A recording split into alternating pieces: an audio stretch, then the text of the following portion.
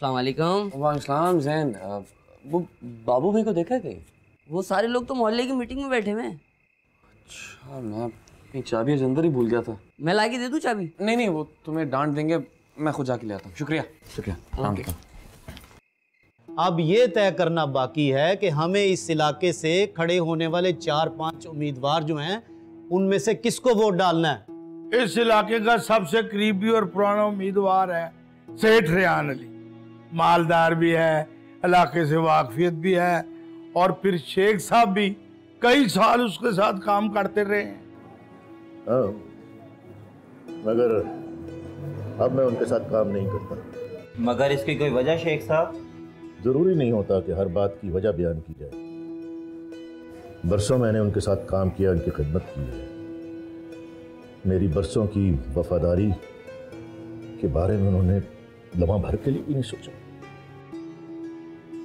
ऐसा उम्मीदवार हमारे लिए, हमारे इलाके के लिए कैसे ठीक हो सकता है? शेख साहब बिल्कुल ठीक कह रहे हैं। रेहान साहब इस इलाके की सीट के लिए मौजूद उम्मीदवार नहीं है।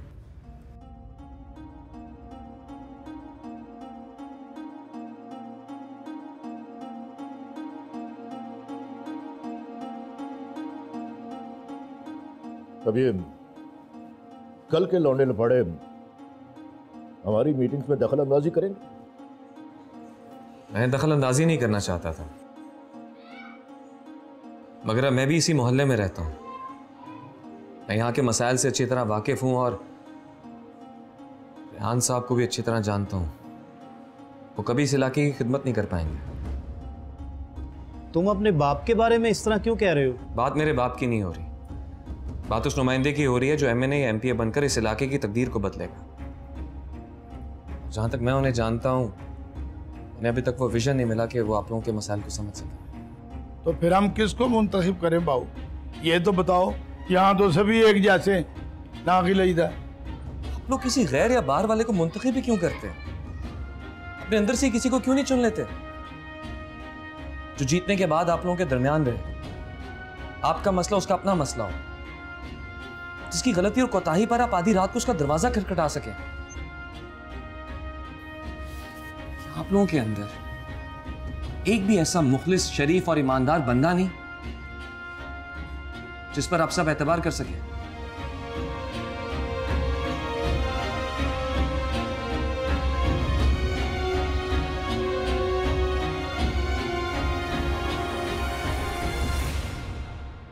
क्या ये बात सही है कि रेहान साहब का बेटा घर से नाराज होकर पुरानी बस्ती में जा बसा है, जो हमारी पार्टी का आइंदा इलेक्शन में अहम टारगेट है? 100% ठीक कह रहे हैं ये। ऐसे में अगर रेहान साहब को हम उस हलके से मुंतखब करते हैं तो क्या वहां के लोग हमसे ये नहीं पूछेंगे कि जो बंदा अपने घर के झगड़े हल नहीं कर सकता वो हमारे क्या खाक करेगा? आदिल मिर्जा, बात सोच समझ कर मुंह से निकालनी चाहिए।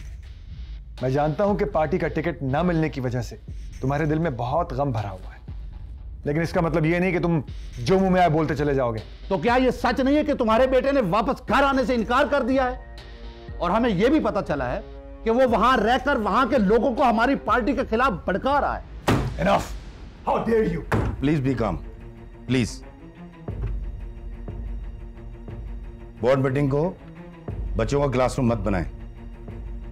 अगर आदिल मिर्जा ठीक कह रहे हैं तो एक निहायत संजीदा मसला है, हमें इसे बहुत एहतियात से देखने की जरूरत है। आप सब लोग जानते हैं कि एक इलेक्शन पर करोड़ों रुपए खर्च होते हैं, और अब तो ये फिगर अरबों को छूने लगा है। ऐसे मौके पर हम कोई गलती नहीं कर सकते। मेरा ख्याल है कि अगर हमें अपना उम्मीदवार बदलना पड़ा तो हम बदल देंगे, लेकिन उससे पहले मैं इस मामले की छानबीन खुद करूंगा। अभी 1 हफ्ता बाकी है इलेक्शन के कागजात जमा कराने में। तब तक मैं चाहूंगा कि आप तमाम लोग पार्टी डिसिप्लिन का ख्याल रखें। तुमने जो प्रूव करना था तुम कर चुके हो, अब चलो मेरे साथ वापस घर। तुम नहीं जानते कि तुम्हारे यहां रहने पर कितनी बातें सुननी पड़ती हैं हमें रोज। गोया आप दुनिया की बातों के डर से मुझे लेने आए हैं। हालांकि उनकी ज़बानें चुप करवाने के लिए तो एक आंकनामे का इश्तेहार काफी होगा डैड। ओह, तो गोया तुम्हें कोई फर्क नहीं पड़ता कि मैं अपनी तमाम जायदाद से तुम्हें आग कर दूं? शायद पहले कभी बहुत डर लगता था, पर अब नहीं। पिछले 1 महीने में मैंने इतना कुछ सीख लिया जो शायद मेरी जिंदगी के इतने पिछले साल मुझे सिखा नहीं पाए।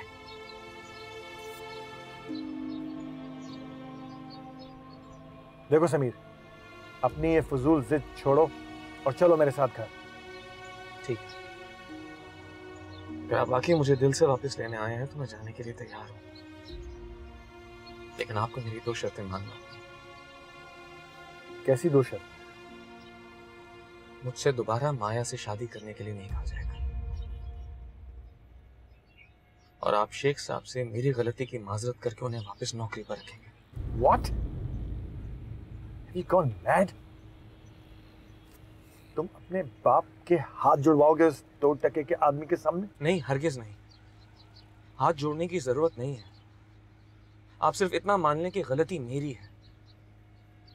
वो इतने वफादार लोग हैं कि इसके आगे आपको कुछ कहने की नौबत ही नहीं आने देंगे। कहो तो माफी मांगने के साथ साथ मैं उसकी बेटी का रिश्ता भी मांग लूं तुम्हारे लिए।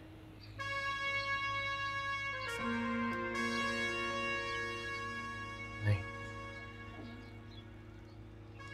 वो अपनी बेटी का रिश्ता नहीं देंगे। धानी की मंगनी हो चुकी है। तो फिर यहां क्यों सर फोड़ रहे हो अपना? क्यों टाइम वेस्ट कर रहे हो? देखो समीर, माया से अच्छी लड़की नहीं मिलेगी तुम्हें अपने लिए। अगर तुम माया से शादी के लिए हाँ करते हो तो मैं शेख कलीम से माजरत करने पर भी तैयार हूं। नहीं डैड, धानी के बाद अब कोई और लड़की मेरी जिंदगी में नहीं आ सकती।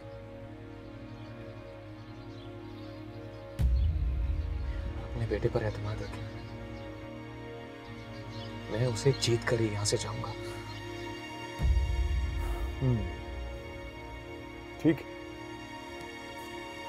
ठीक है। अपने इरादों में जब पूरी तरह नाकाम हो जाओ तो घर आ जाना।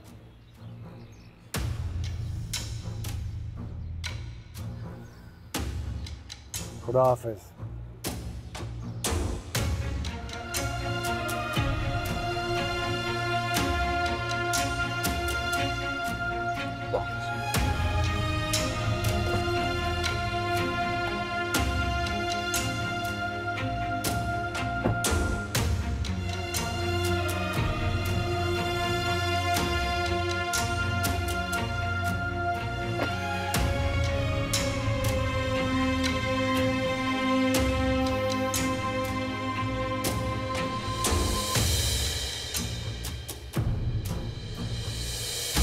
ना समीर वहां जाके रहता और ना इन लोगों को आज सारी बातें करने का मौका मिलता। यही तो गम है कि मेरी इज्जत दबोने में सबसे बड़ा हाथ मेरे अपने बेटे का है। अब तो रियासत ने भी साफ लफ्जों में कह दिया है कि अगर समीर के यही लक्षण रहे तो वो मेरी पार्टी सीट बचाने में मेरी कोई मदद नहीं कर सकेगा।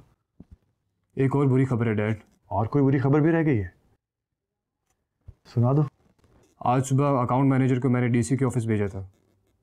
उसने वहां समीर को दफ्तर में काम करते हुए देखा। व्हाट? समीर वहां जॉब कर रहा है? क्या काम कर रहा है वहां पे? वो क्लर्क की पोस्ट पर काम कर रहा है। My God, oh my God,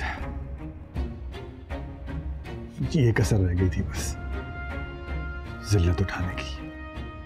dad, I think आपको कल के सारे लीडिंग न्यूज़पेपर्स में समीर को आग करने की न्यूज़ पब्लिश करवा देनी चाहिए।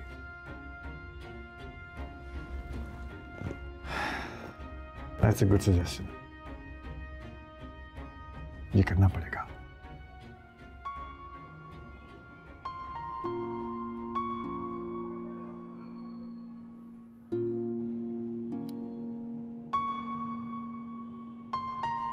तो फिर मेरा अंदाजा सही निकला।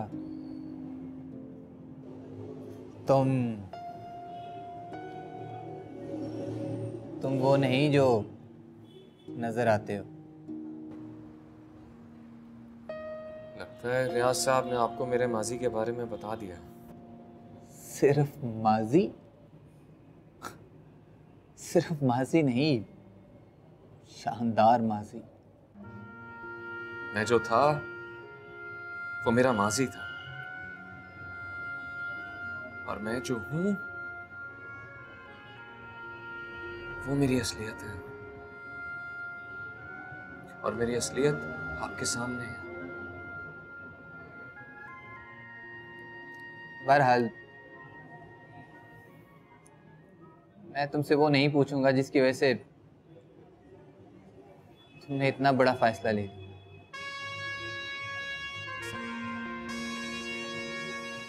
मैंने सिर्फ किस्से कहानियों में सुना था कि शहजादे और बादशाह अपना ताजो तख्त छोड़कर बेबान जंगलों में जा जोगियों की जिंदगी गुजारते हैं। आज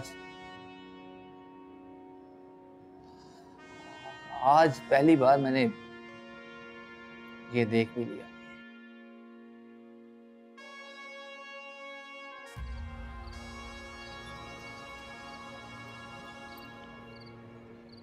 मुझे उम्मीद थी,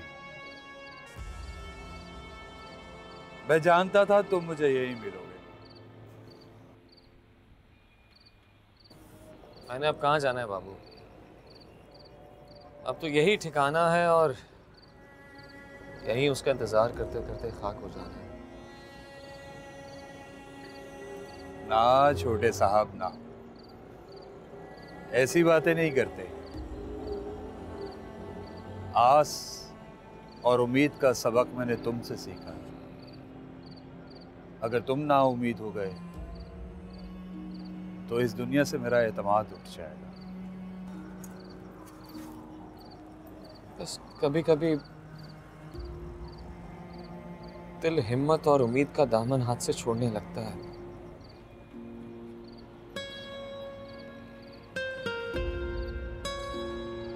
अब अंदर से टूटने लगता हूं मैं। मानता हूं देर से एहसास हुआ मुझे, लेकिन सच है ये। बात हो गई तुमसे मुझे।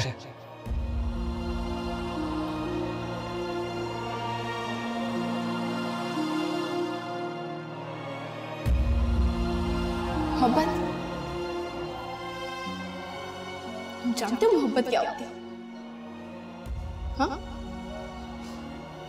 जानते हो मोहब्बत किस बला का नाम है? ऐसा खारा पानी नहीं पी सकते तुम।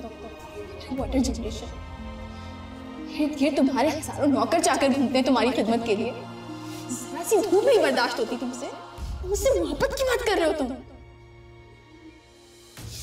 मिस्टर, हम छोटे लोग हैं, जमीन पर बसने वाले, हाथ पर चलने वाले। जैसे अमीर साहब जो कीमती कालीनों पर चलते हैं, उन्हें अपने बयान के मुताबिक मोहब्बत करनी चाहिए।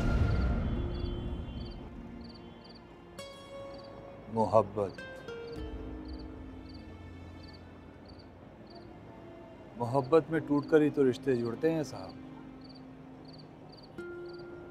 और तुमने तो ऐसी ज़र्ब लगाई है कि बड़े से बड़ा पहाड़ भी रेजा रेजा होकर बिखर जाए।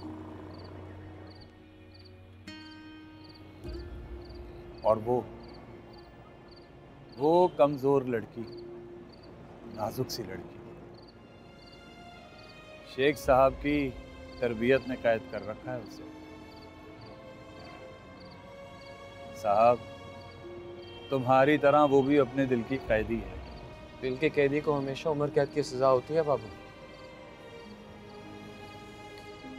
मुझे लगता है हम दोनों को ही उम्र भर ये कैद भुगतनी है।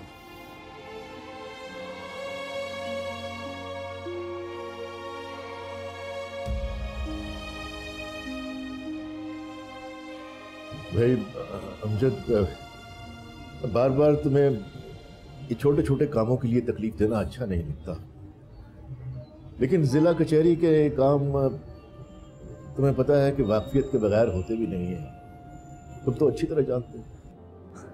आप ऐसा भला क्यों कह रहे हैं? मुझे भला क्यों जहमत हो? दिन में 10 बार मेरे कचहरी में चक्कर लगता है। आपकी दरख्वास्त तैयार पड़ी है मेरे सामने। बस आज ही तहसीलदार साहब के ऑफिस पहुंच जाएगी, फिर एक आध दिन में आपको आपकी दुकान के कागजात मिल जाएंगे। आपको परेशान होने की ज़रूरत नहीं है।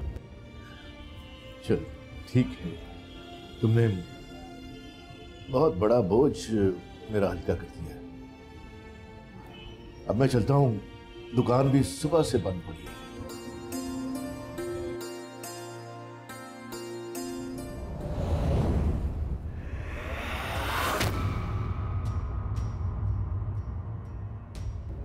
आओ भाई समीर, हो गई डीसीओ साहब से मुलाकात? क्या कह रहे थे?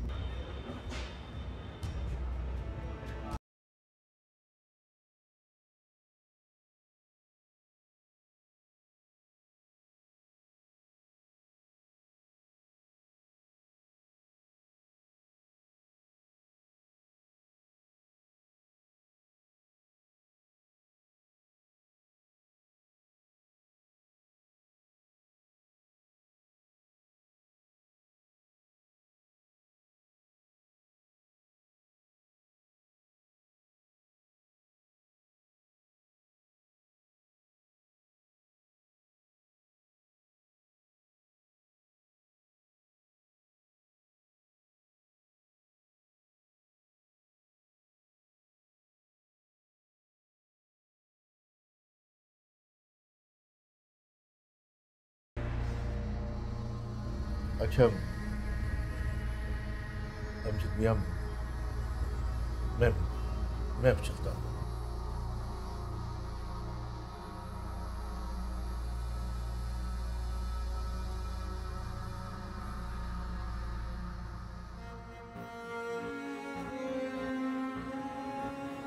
क्यों भाई समीर, तबीयत तो ठीक है ना? ठीक हूँ मैं, बस सर में दर्द है। सर में दर्द है? बड़ी अजीब बात है भाई।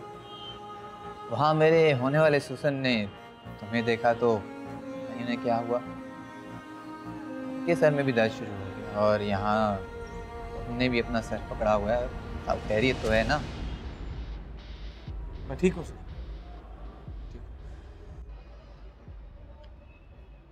समीर, तुम शेख साहब से पहले मिल चुके हो? हाँ। नहीं, मैं उनसे कभी नहीं मिला। ठीक है, अगर तुम चाहो तो शॉर्ट लीव लेकर घर जा सकते हो। तुम्हारी तबीयत कुछ ठीक नहीं लग रही मुझे। नहीं, मैं ठीक हूँ सर। अभी कैंटीन से जाकर कड़क चाय पीऊँगा ना, क्या कहते हैं आप लोग, दूध पत्ती, ठीक हो जाएगा। चलो ठीक है, मैं मंगवाता हूँ तुम्हारे लिए भी और अपने लिए भी चाय। नीचे आओ। याद आया, वो डीसी साहब ने तुम्हें क्यों बुलाया था? कमिश्नर साहब का पैगाम दे रहे थे। कमिश्नर साहब का पैगाम? कैसा पैगाम? उन्होंने डीसी साहब को कहा है कि मेरा कॉन्ट्रैक्ट खत्म करके मुझे नौकरी से बर्खास्त कर दिया जाए। नौकरी से बर्खास्त? क्या मतलब क्यों? ये तो मैं नहीं जानता, लेकिन उन्होंने ये बताया है कि शायद किसी ने कमिश्नर साहब को मेरी शिकायत लगा दी। शिकायत? नहीं नहीं, उन्हें ज़रूर कोई गलतफहमी होगी। तुम फिक्र मत करो, मैं उनसे खुद बात करूँ, ठीक है ना? चल। और आओ, चाय पीते हैं फिर।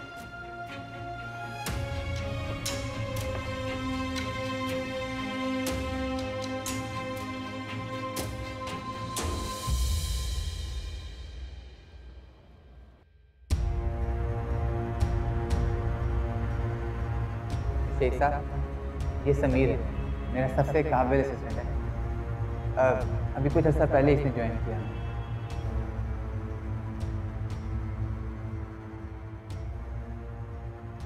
हाँ ठीक कह रहा हूँ, वो लड़का वहां भी पहुंच गया। हाँ, अमजद के दफ्तर में क्लर्क भर्ती हो गया वो। हाँ है, वो वहां भी पहुंच गया। अब क्या होगा वीर जी? मैं क्या कह सकता हूँ, क्या होगा। इसी परेशानी ने तो मुझे बिस्तर पे ला फेंका है। अच्छा होता अगर एक ही झटके में जान निकल जाती। कम से कम ये रुस्वा होने से तो जान छूट जाती। अल्लाह ना करे, कैसी बातें कर रहे हैं आप। खुदा आपका साया इन बच्चियों पर और इस घर पर हमेशा कायम रखे। खबरदार आइंदा इस किस्म की बात मुंह से निकाली तो। वो लड़का बहुत शातिर है, न जाने कहां से पता किया है कि थानी का अमजद से रिश्ता तय हुआ और ठीक उसी के दफ्तर में जाके उसी के सेक्शन में भर्ती हो गया। उसे वहां देखकर मेरे तो पैरों के नीचे से जमीन निकल गई। अब जिस डर और खौफ की वजह से हम थाने को जल्द रुखसत करना चाहते थे, अब वो खतरा ऐन हमारे सरों पर मंडला रहा है। मुझे तो लगता है वो धानी को अमजद के सामने बदनाम करके ये रिश्ता तोड़वा देगा। अल्लाह ना करे वीर जी, मैं तो कहती हूँ मोहल्ला कमेटी वालों के सामने सारा किस्सा खोल के बता दें। मुझे यकीन है 2 दिन के अंदर अंदर वो इसका बोरिया बिस्तर गोल करा देंगे यहाँ से। ऐसा कैसे हो सकता है आपा? 1000 सवाल उठेंगे, 1000 बातें होंगी। दुनिया ऐसे मामलात में मर्दों को कसूरवार नहीं समझती। अल्लाह बेहतर करेगा वीर जी, अपने आप को परेशान मत करो। अपने दिल और दिमाग को हर फिक्र हर परेशानी से दूर कर दो। डॉक्टर ने सख्ती से मना किया है। मैं बत्ती बुझा देती हूँ, आराम करने की कोशिश करो, ठीक है?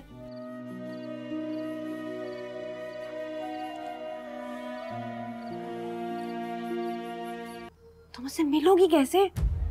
तो पड़ेगा ना शानी, अब्बा की ये हालत नहीं देख सकती। ये नाकर्दा गुनाहों की सजा अब्बा को मिले।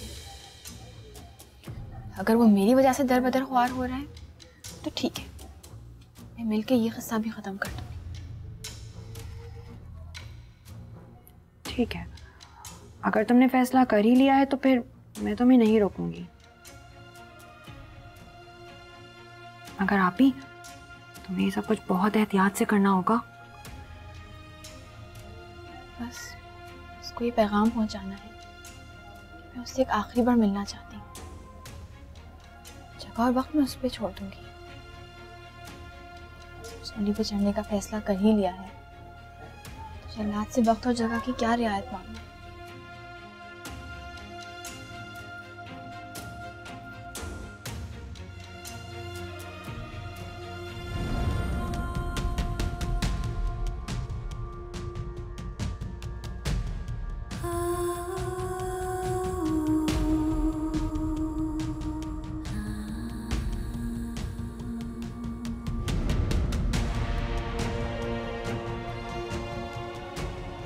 भाई इसमें क्या है? मेरा रेजिग्नेशन है सर। क्या? तुम रिजाइन कर रहे हो? मगर क्यों? मैं नहीं चाहता मेरी वजह से इतने बहुत से लोग मुश्किल में आ जाएं, इसलिए बेहतर यही है कि मैं खुद ही क्विट कर जाऊं। यार मेरी डीसी साहब से बात हो चुकी है, हम मिलजुल कर इस मसले का हल निकाल सकते हैं। मैं अपने डैड को जानता हूँ, वो डीसी साहब पे सारी एडमिनिस्ट्रेशन और गवर्नमेंट का बोझ डाल देंगे। मुझे पता है मेरे डैड की पहुंच कहाँ तक है। मैंने आपसे कहा ना, मैं नहीं चाहता कि मेरी वजह से यहाँ पे मसले पैदा हों। यूँ समझ ले कि मेरा इतना ही दाना पानी था यहाँ। मुझे ये समझ नहीं आ रहा कि तुम्हारा अपने डैड से ऐसा क्या इख्तिलाफ है जिसकी वजह से तुम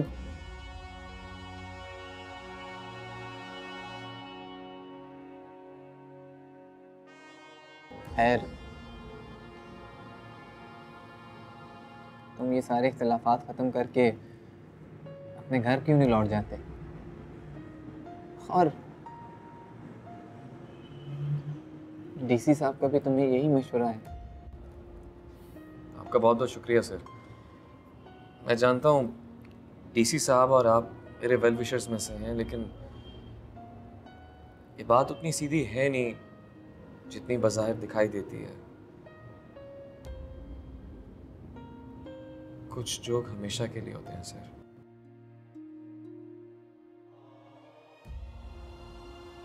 मैं बाकी ऑफिस वालों से भी मिलूं, फिर जिंदगी मौका देना दे। ठीक है, जरूर मिलो। अपना ख्याल रखिएगा। तुम भी अपना बहुत ख्याल रखना।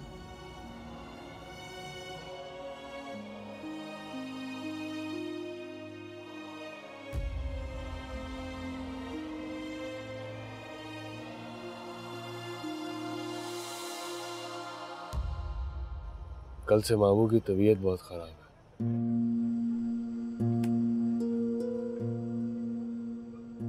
आज तो वो दुकान पे भी नहीं गए। जुबान से बोलते नहीं है वो, मगर मुझे पता नहीं क्यों लगता है कि उनकी इस परेशानी के पीछे बहुत ही कोई खास वजह है। कैसी खास वजह उस्ताद? आजकल मामू की हर परेशानी की वजह बस वही एक शख्स है जो हमारे मोहल्ले में आन घुसा है।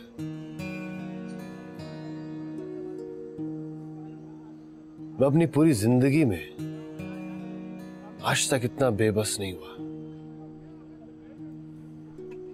और उसका उधार है कि मुझ पर चढ़ता ही जा रहा है। ओए उस्ताद, ओए तू हुक्म कर। ओए हम तो कभी पीछे नहीं हटे।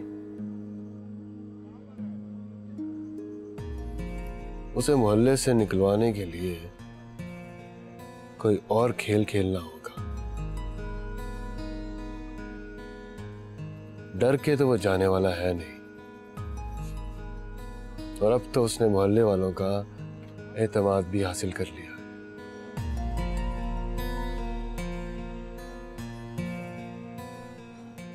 मोहल्ले वालों का एतमाद तोड़ना होगा। उसे किसी भी तरह बदनाम करना होगा, और इतना बदनाम कि मोहल्ले वाले एक लम्हे के लिए भी उसे अपने दरमियान बर्दाश्त ना करें। समझे हो? ऐसा ही होगा, तो फिक्र ना कर। हाँ।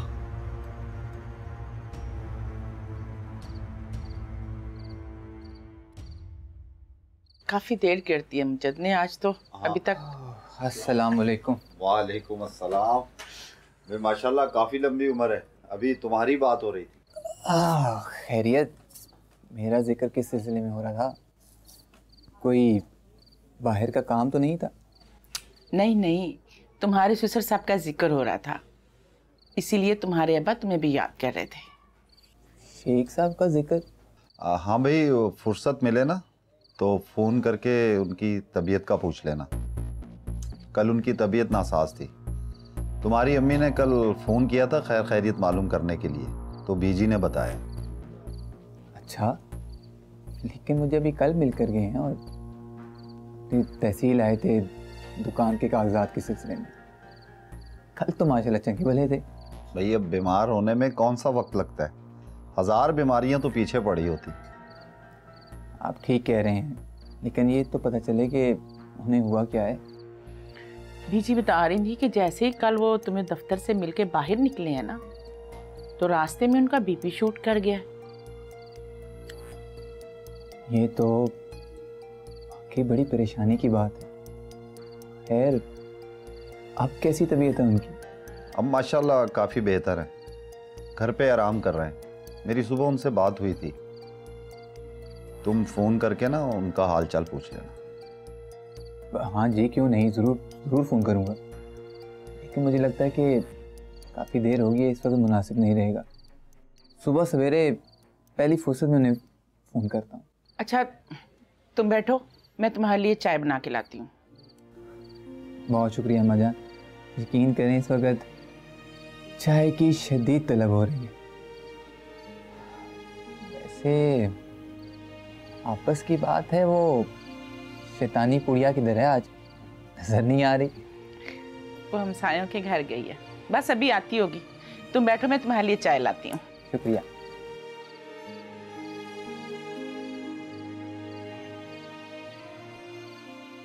नहीं डैड, मैं अभी घर नहीं जा रही, मुझे जरा कुछ काम है। बेटा, you must be tired, do some rest. काम तो होते रहेंगे, इतनी लंबी फ्लाइट से आई हो। नहीं dad, I am perfectly fine. Actually मुझे अपनी फैशन गैलरी तक जाना है। मैं पेरिस में कुछ कमिटमेंट्स करके आई हूँ ना, तो वो पूरे ही करने पड़ेंगे। और वीकेंड भी आ रहा है, तो अगर अभी नहीं गई तो बहुत लेट हो जाएगा। चलो भाई, ठीक है, एज यू विश। अब तुमने सोच लिया तो भला किसकी सुनोगी? You're the sweetest dad in the whole world. You are my cutest pie in the world. वैसे मुझे ये देखकर बहुत खुशी हुई कि अब्रॉड के ट्रिप ने तुम्हारी तबीयत पर बहुत अच्छा असर डाला।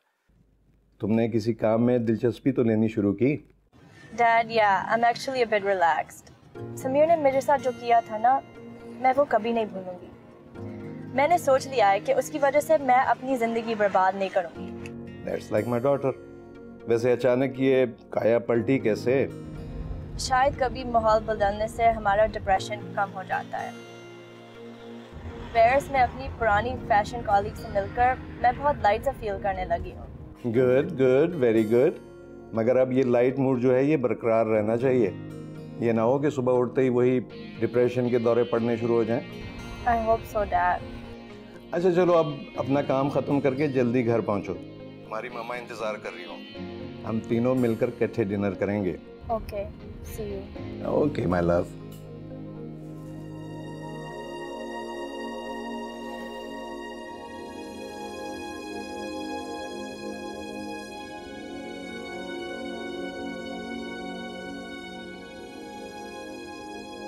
रैसा साहब ठीक कह रहे हैं, क्योंकि मीटिंग बहुत लंबी हो चुकी है और अब भी बहुत सारी चीज़ें बहस तलब हैं। मेरे ख्याल से हर चीज़ आईने की तरह साफ हो चुकी है। मौजूदा सूरत हाल में रेहान साहब का सगा बेटा इनके खिलाफ मोर्चा जन है, तो मैं नहीं समझता कि इन्हें पार्टी टिकट पर इलेक्शन लड़ना चाहिए। मैं अपने बेटे को बाकायदा आग कर चुका हूं और ये बात प्रेस और मीडिया के थ्रू पूरी दुनिया जानती है। फिर भी मेरे और समीर के रिश्ते को पार्टी मामलात में डिस्कस किए जाने की वजह मुझे समझ में नहीं आती है। रेहान साहब, एक बाप के बेटे को आग कर देने से खून का रिश्ता खत्म नहीं हो जाता और ना ही रिश्तों की पहचान खत्म होती। और फिर हल्के की सोच का भी तो सोचे। एक आगशुदा बेटे की मौजूदगी में उसका बाप वोटों की भीख मांगता हुआ देखती है। आदिल मिर्जा की बात में वजन है। ठीक है, हम कोई एक तरफा फैसला करने के बजाय तमाम मेंबर्स के दरमियान वोटिंग करवा लेते हैं। वो लोग जो चाहते हैं कि रेहान साहब पुरानी बस्ती से इलेक्शन लड़ें, और वो जो इनके मुखालिफ हैं जो चाहते हैं कि रेहान साहब पुरानी बस्ती से इलेक्शन ना लड़ें, कल सब यहीं पार्टी हेड ऑफिस में जमा होंगे और वोटिंग होगी। किसी के साथ हक तलफी भी नहीं होगी। लेकिन एक बात, वोटिंग के बाद मेजोरिटी का फैसला सबको मानना होगा। लेकिन इस तरह से दैट्स ऑल रेहान साहब, दैट्स ऑल।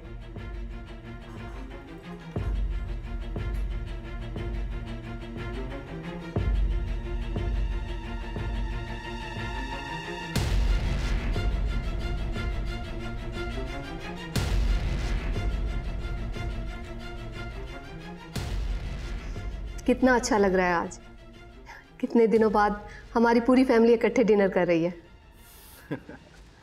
मैंने तो तकरीबन पार्टी चेयरमैन के साथ लड़कर ही मीटिंग खत्म कराई। मैं ऐसे प्रॉमिस जो किया हुआ था। ठीक कहा आपने। और क्या बना रेहान साहब का वो पार्टी टिकट के मामले का? बनना क्या है, जिनकी समीर जैसी नाखलफ औलाद हो उन्हें ऐसे ही हर जगह पर एम्बेरसमेंट का सामना करना पड़ता। अब इंट्रा पार्टी वोटिंग का फैसला किया है चेयरमैन साहब ने। लेट्स सी क्या बनता है। बेटे के गुनाहों की सजा बाप नहीं भुगतेगा तो और कौन भुगतेगा?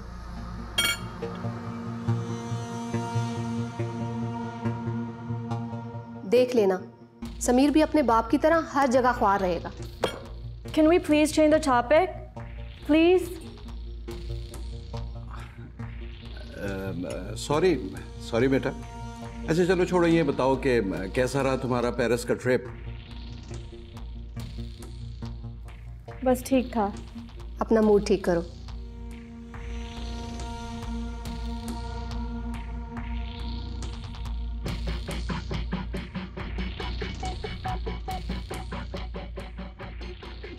वाकई ये तो बड़ी गड़बड़ी हो गई। शेख साहब को जब पता चलेगा तो वो जरूर ये सोचेंगे कि तुमने धानी की वजह से वहां पे नौकरी की। मैं जितनी कोशिश करता हूँ कि ऐसी कोई हरकत ना हो जिससे शेख साहब मेरी तरफ से बदगुमान हो या उन्हें कोई दुख पहुंचे, उतना ही तकदीर मुझे उनके दुख का सबब बनाती है। ये बड़ा अच्छा काम किया तुमने छोटे साहब, जो नौकरी से इस्तीफा देते। अब अमजद या किसी और की जुबानी जब शेख साहब को पता चलेगा तो यकीनन वो ये जरूर सोचेंगे कि जो वो सोच रहे हैं वो गलत है। अल्लाह करे ऐसा ही हो। हाँ मुझे याद आया, वो गुड्डू नहीं है अपना गुड्डू मोहल्ले के मैदान में ढूंढ रहा था तुम्हें। मुझे क्यों? अब ये तो मुझे पता नहीं है कि वो क्यों ढूंढ रहा था। कुछ कह रहा था कि पता नहीं किसी ने टेस्ट लेना है तुम्हारा या तुमने किसी को टेस्ट देना है। भाई अब देख लेना, सुबह उससे मिल लेना, पूछ लेना, जो भी टेस्ट है कर लेना। हो सकता स्कूल का कोई टेस्ट हो। खैर मुझे तो बड़ी नींद आ रही है, मैं तो चला सोने। तू किस टेस्ट की बात कर रहा है?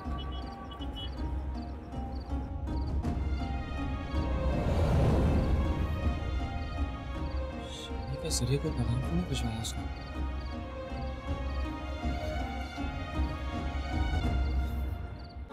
नैनों से नैनों का रिश्ता है बरसों का, ये है जियो